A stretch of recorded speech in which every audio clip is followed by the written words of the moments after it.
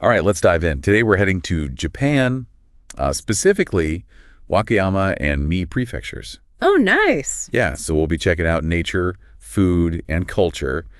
And for this deep dive, Sounds fun. we're going to be using a YouTube vlog by Joy Okay. and a couple articles that we found with some extra details and stuff like that. That'd be cool. So it looks like Joy is going to some pretty off the beaten path places. Yeah, I was noticing that too. Not the typical, Yeah. Tokyo, Kyoto. Right, kind of. exactly. And he starts his journey in Mie Prefecture, Okay. in this coastal town called Onigashima. Onigashima. Yeah, which when I saw that, I kind of got chills because that translates to Demon Island. Wow.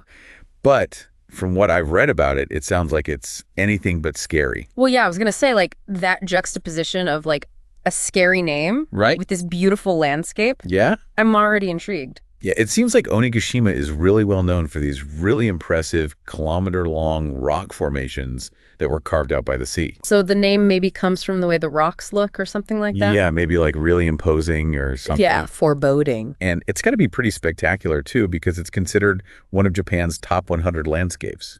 Oh, wow. And it's a designated national natural monument. So you know it's good Right. if it's got those designations. Exactly. So if you're ever in Mie Prefecture, Okay. Onigashima is supposed to be a must-see. All right, I'm writing that down. Yeah. And while you're there, John recommends checking out this local drink called Shinji Sae juice. Shinji Saya juice. What's that? It's a sweet and sour kind of mix with pulp. Sounds very refreshing. Okay. So I'm always on the lookout for new drinks to try. So that one's Wow. going on the list. Yeah.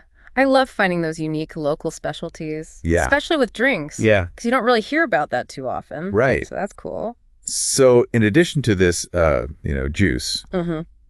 John also visits this Hanakuma Shrine, Hanakuma. which is nestled right up against this massive rock face that's 45 meters tall. Whoa. I know, and they say it's one of Japan's oldest shrines. Yeah. Wow. So we're talking way back, Right. like ancient history here. Yeah, did he say anything about like how people worship there? Yeah. So there's this really interesting thing. Okay. You have to take your shoes off, Okay. and then there's a specific stone that you stand on to pray.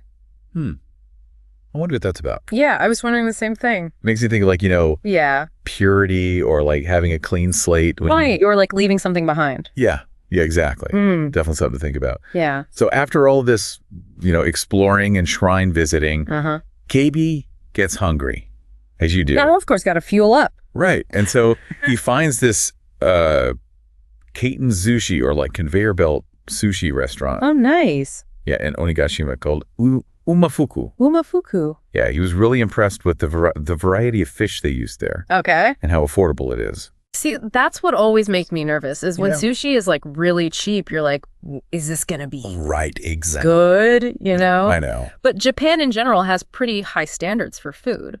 Yeah, that's true. I mean, even at their Well, like yeah. convenience stores, the food is great. Yeah. So I would trust them. All right. You've convinced me. And you mentioned it's like a classic, old school kind of place. I love those. Yeah. So it doesn't seem like he spends too long in Mie Prefecture. Okay. He moves on pretty quickly to Wakayama Okay. and goes to this town called Kushimoto, Kushimoto. All right. which is supposed to be really hard to get to. Oh, so it's like really off the grid. Super remote. That's cool. I think that's why he was drawn to it, Yeah. see what it was all about. It's probably got a really strong local identity then. Yeah, probably like stepping back in time. Yeah. Oh, and he also mentions that he stayed at a hotel Okay. that offers free yonaki ramen for guests. Free ramen. Sign me up. Right. What is Yonaki ramen though? It literally translates to like night crying ramen. You're crying ramen. That's interesting. Yeah, so some hotels in Japan will offer like a late night ramen snack. Oh, that's cool. Yeah, for guests. That's awesome. Yeah, so I guess if you're, coming back late or something, you can just grab some ramen. I like that. So it seems like the main reason that he went to Wakayama was for these 3 sites. Okay. The Daimenzaka Slope, Nachi Which Fall, brews? and the Kumano Nachi Taisha Grand Shrine. Okay. Have you ever been to any of those places? I haven't, but the Daimenzaka Slope looks incredible. What is that? So it's this ancient stone staircase Oh, wow. that's covered in moss, Okay. and it's surrounded by all these huge cedar trees. So it's like, Yeah, it looks magic. very atmospheric. Yeah, and it's the entrance to the Kumano Kodo. Which is? It's this ancient pilgrimage route. Oh, wow. And you can even rent like high-end period costumes. Oh, that's so cool. I know. To like walk the Rhea in. Right, yeah. Oh, wow, that's amazing. Talk about an experience. Yeah, I'd be doing that for sure. And then at the top of Daimenzaka is Nachi Falls, Okay. which is massive. It's 133 meters tall. 133 meters. Whoa, that's huge. I know, it's like really, really tall. Yeah.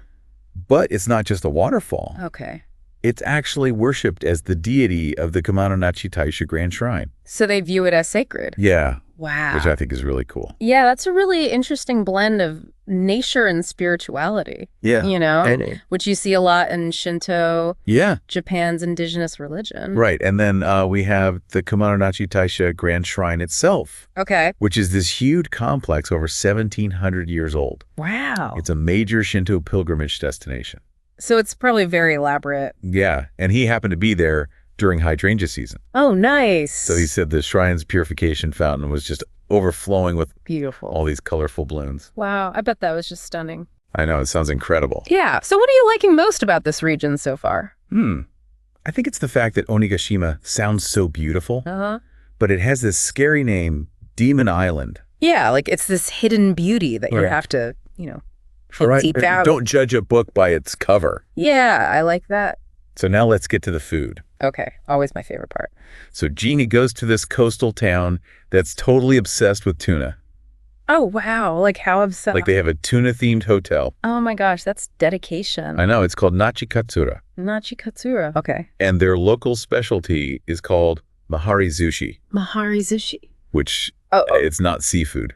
Oh, what is it then? So it's rice that's wrapped in pickled mustard green leaves. Wait, so instead of seaweed, Yeah. you use pickled mustard greens. Uh-huh. Wow. I know. I've never heard of that before either. Mahari sushi. I wonder what that means. It means eye-opening sushi. Eye-opening sushi. Maybe because it's so big, you have to open your eyes wide? Maybe. Or because it's so different. Yeah, that could be it too. Yeah, it's definitely unique. I'm really curious about the taste. Me too. Like, how do those flavors all come together? Well, luckily, he goes to this place called Emri Sushi, Sushi. which is famous for their Mahari Sushi. Okay. And they have tons of different fillings. Ah, that's cool. And he said that all the locals go there. Oh, so you know it's good. Yeah. If the locals are going there. Exactly. But it's like a grab and go kind of thing. Yeah, like a takeout spot. Love that. So you can just like grab your Mahari Sushi and keep exploring. Perfect. So, but of course you can't go to a tuna-obsessed town and not have some tuna. Right. So he goes to this restaurant called Nidame. Nidame. And gets the Nidame set meal. So we're going to have to see what kind of tuna feast he gets. Yeah, I'm excited to hear about this. Yeah, me too. But we're going to have to take a little break and let everyone kind of process all this information. Yeah, there's a lot to take in. Yeah. But we'll be back in a flash to keep going. All right, sounds good. Okay, so we're back and we're going to pick up right where we left off with G and his tuna feast in Nachikatsura. Right, he was about to try the... Yeah, the Nidame set meal at the Nidame restaurant. Yeah. I'm excited to hear about this. We'll get ready to be hungry because he said the tuna was so fresh and flavorful that it practically melted in his mouth. Oh, man, that sounds so good. Right. It makes me wonder, I've had tuna prepared so many different ways. Yeah. But what are the local specialties in Nachikatsura? Well, he doesn't go into a ton of detail about the specific dishes that were in the set. Okay. But he does mention trying a preparation called zouk. Zouk, what is that? So it's where they marinate the tuna in a soy sauce-based mixture, which is supposed to enhance the flavor and give it a little bit of a firmer texture. Oh, interesting. Yeah, it's a delicacy in a lot of different parts of Japan. And I bet it's especially good in a place like Nachikatsura, right, where they have access to such amazing tuna. Yeah, I'm adding zouk to my list of must-try dishes. Good choice. Now, remember that Mahari Sushi? Yes, with the pickled mustard greens. Yeah, the place that he went to, Memory Sushi. Yeah. It sounds like a real hidden gem. Right. Like they have all kinds of fillings. Yeah, I wonder if they use any local ingredients. I was wondering that too. Like, do they get seasonal vegetables or anything like that? Yeah, I love those little places where it's like a local spot and, they're using local ingredients and stuff. Yeah, you can really taste the difference. That's like a real taste of the region. Yeah, for sure. So now it's not all food, though. Right. Remember he mentioned that hotel that had free Yonaki ramen? Oh, yeah, that's right. Do you remember where that was? That was in Kushimoto. Right, that's super hard to get the place. Yeah. It makes you wonder, what kind of traveler goodies? He seems to like those, off the beaten path. Less touristy kinds of places. Like he's not going for the typical tourist experience. Right. Like he wants to really experience the place. Yeah. I wonder if he's looking for something deeper. Like a connection. Yeah, like a more authentic connection with the places he visits. Definitely. I feel like that's something that I relate to. Me too. You know, sometimes the best travel memories are those unexpected things and those hidden gems that you find along the way. Like that feeling of discovery. Yes. It's so great. Remember how we were talking about like why Onigashima, with all of its beauty, has this name that means Demon Island? Right. It didn't really seem to fit.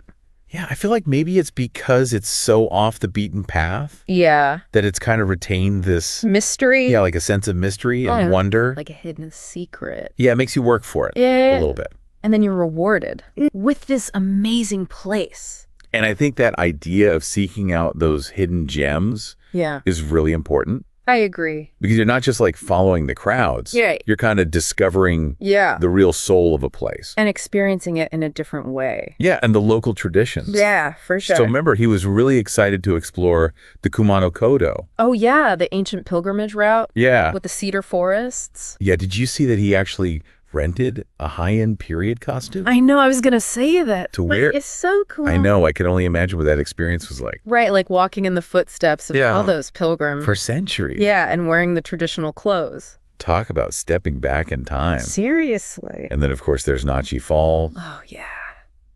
They're just massive. The waterfall. Waterfall. Not sacred. Yeah, he said it was just breathtaking. Yeah. Just this force of nature. And it really made him feel like small and insignificant. Yeah, I can imagine. The best way. It puts things in perspective. Yeah. And the fact that it's considered sacred, right? It just shows how connected nature and spirituality are in Japan. Yeah, it's really interesting. It's like a reminder that there's so much more to the world than what we see on the surface. Yeah, it's easy to forget that sometimes. Especially when we're rushing around, you know, trying to see all the things. Trying to check things off a list. Yeah, it seems like Jose is really encouraging us to slow down and savor those experiences. Yeah, appreciate the little things. Yeah, and just appreciate the journey. I think that's a good message for all of us. Yeah, I think we should take a cue from him. Yeah. And pause for a moment.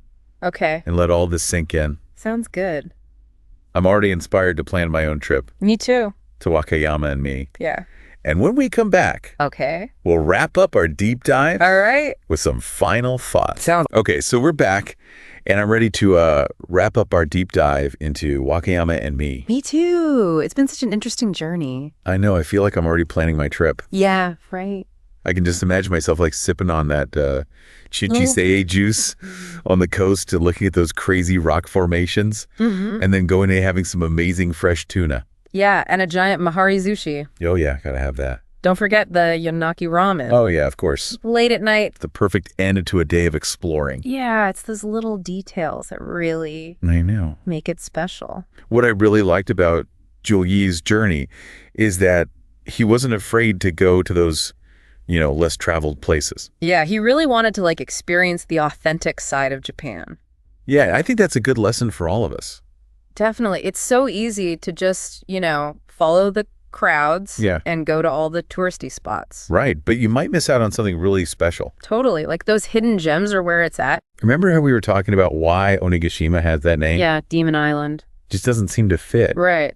But maybe it's because it's so off the beaten path that it's been able to keep that air of mystery. Yeah, like a well-kept secret. And I think that's what's so appealing about seeking out those less known destinations. Yeah, you get to experience something really unique. Yeah, and you get to connect with a place. Yeah. On a deeper level. For sure. So as we wrap up this deep dive, I want to ask you, the listener. Yeah. What hidden gems are on your travel bucket list? What places are you dying to explore? And what are you hoping to find there? Yeah, are you looking for adventure? Or culture? Connection? Or relaxation? Maybe just something completely new and different. Whatever it is, we encourage you to get out there and explore. Yeah, embrace your wanderlust. Don't be afraid to go off the beaten path. You never know what amazing discoveries are waiting for you. Happy travels. Thanks for joining us on this deep dive, and we'll see you next time.